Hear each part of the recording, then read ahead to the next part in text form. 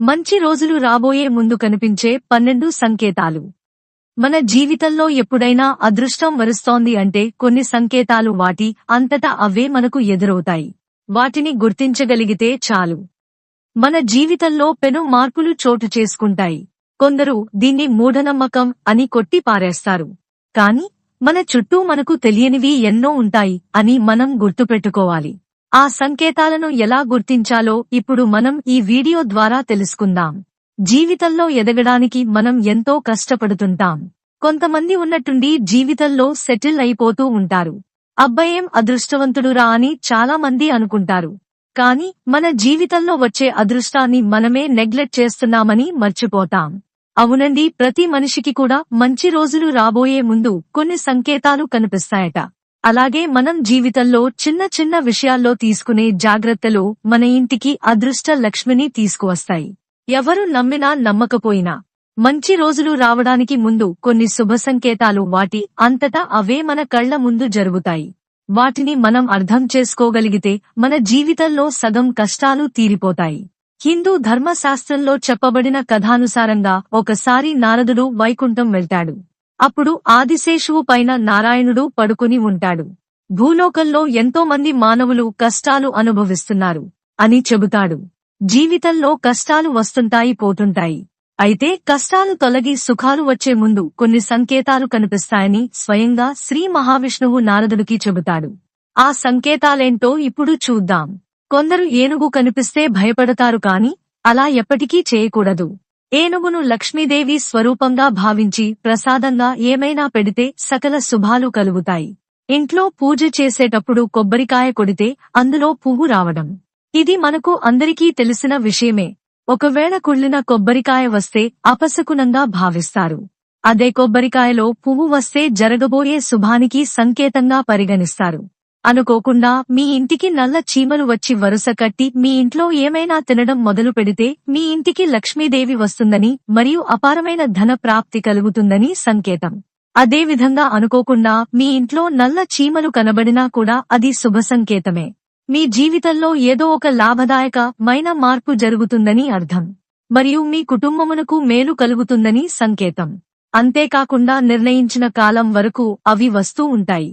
అవి రావడం శుభ సూచకంగా భావించి వాటికి ఆహారముగా పిండిని వేస్తూ ఉండాలి. మన ఇంటి ఆవరణలో ఏదైనా పక్షి గూడు పెట్టుకుంటే దాన్ని పొరపాటున కూడా తరమకండి. పక్షి గూడు సమృద్ధికి సూచన.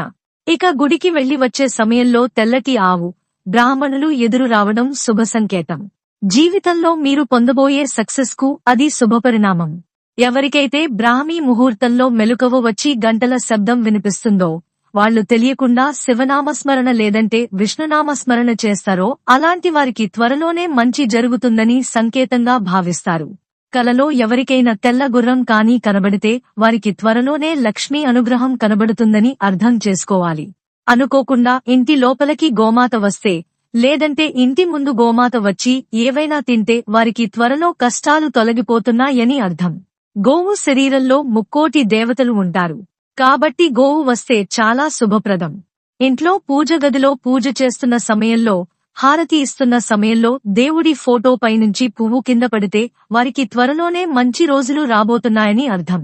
వారి కుటుంబంలోని కష్టాలు త్వరలోనే తొలగిపోతాయని అర్థం చేసుకోవాలి.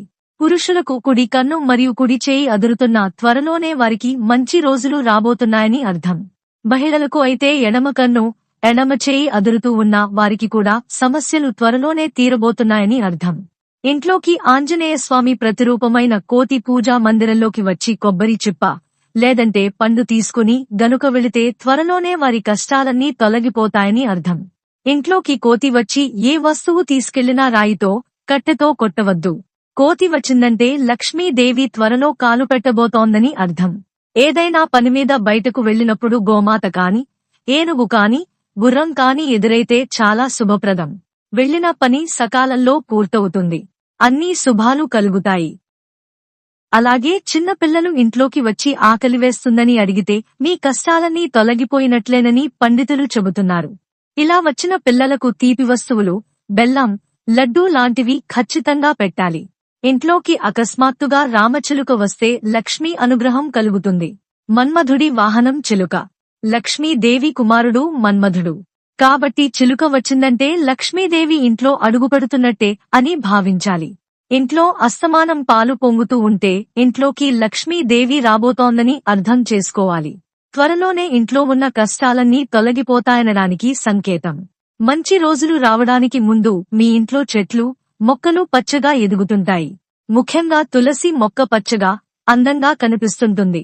అదే విధంగా ఇంట్లోని అరటి చెట్లు, మనీ ప్లాంట్ కూడా పచ్చగా మారుతాయి. ఈ సంకేతం కూడా అదృష్టంగా భావిస్తారు. మీ జీవితంలో మంచి రోజులు రాబోవడానికి ముందు ఇంట్లో సంతోషకరమైన వాతావరణం ఏర్పడుతుంది. వాతావరణం సానుకూలంగా మారడం ప్రారంభం అవుతుంది. ఒక వ్యక్తి ఏదైతే అనుకున్నాడో అది నిజం కావడం ప్రారంభమవుతుంది. అంతేకాదు ఆ వ్యక్తిలో సానుకూల శక్తి కూడా ప్రవహిస్తుంది. నీళ్లు సహజ సంపద. ఆ శ్రీ మహావిష్ణువు సంకేతం. అందుకే జలనిధి అంటుంటారు. నీటితో నిండి ఉన్న పాత్ర మీకు రోడ్డు మీద ఎదురుపడితే అది శుభసూచకంగా భావించాలి. ఈ శకునం తర్వాత శుభవార్తలు వింటారు. జీవితంలో జరగబోయే కొన్ని మంచి మార్పులకు సంకేతంగా దీన్ని భావించవచ్చు. రాలుతున్న నక్షత్రాన్ని చూస్తే చాలా మంచి జరుగుతుందట. ఎంతటి కఠినమైన ఇబ్బందులు పడుతున్నా రాలుతున్న నక్షత్రాన్ని చూస్తూ ఏమైనా కోరుకుంటే ఆ కోరిక 30 రోజుల్లో నెరవేరుతుందట. తాబేలును చూస్తే చాలా మంచిది. తాబేలు సాక్షాత్తు విష్ణు స్వరూపం. కూర్మావతారం అయిన విష్ణువు అవతారాలలో తాబేలు కూడా ఒకటి. కలలో తాబేలు కనబడితే అదృష్టానికి సంకేతం. తెలుసుకున్నారు కదా. మంచి రోజులు రాబోయే ముందు ఇలాంటివి ఎన్నో సంకేతాలు మన కళ్ల ముందు కనిపిస్తుంటాయి. వీటిని గుర్తించి దానికి అనుగుణంగా నడుచుకోవాలని సూచిస్తున్నారు. గుర్తించడమంటే ఇంటిమీదకు కోతులు వచ్చాయని కొట్టి తరిమేయొద్దు. పాలు పొంగిపోతున్నాయని కంగారు పడి పొంగే పాలమీద నీళ్లు చల్లకూడదు. పొంగినంత వరకు పొంగుతాయి అని వదిలేయడం మంచిదట. అలాగే ఏదైనా పక్షి తగిలితే చిరాకు పడొద్దు. పక్షి మీ ఇంటి పరిసరాల్లో గూడు కట్టుకుంటే సాధ్యమైనంత వరకు దానికి సహకరించేలా ఉండాలి. అంతే తప్ప ఆ పక్షుల్ని కొట్టి తరిమేయొద్దు. ఇలా కొన్ని శుభ సంకేతాలను గుర్తించి దానికి అనుగుణం నడుచుకోవాలని సూచిస్తున్నారు. పైన చెప్పిన సంకేతాలన్నీ మానవులకు మంచి రోజులు వచ్చే ముందు కనిపిస్తాయని శ్రీ మహావిష్ణువు నారదుడికి చెప్పాడు. ఎవరైతే ఎన్ని కష్టాలు వచ్చినా ఎటువంటి చెడు ఆలోచన లేకుండా శ్రీ మహావిష్ణువుకు చెందిన అష్టాక్షరీ మంత్రాన్ని జపిస్తారో వారిని సర్వకాలాల్లో కాపాడుతానని శ్రీ మహావిష్ణువు చెప్పాడు. ఈ వీడియో గనుక మీకు నచ్చినట్లయితే ప్లీజ్ లైక్ చేసి మీ ఫ్రెండ్స్ కి షేర్ చేయండి. అలాగే మా కొత్త వీడియోస్ మీకు వెంటనే చేరాలంటే మా ఛానల్ ని సబ్స్క్రైబ్ చేసుకుని పక్కనే ఉన్నటువంటి బెల్ ఐకాన్ని ప్రెస్ చేయండి. ధన్యవాదములు.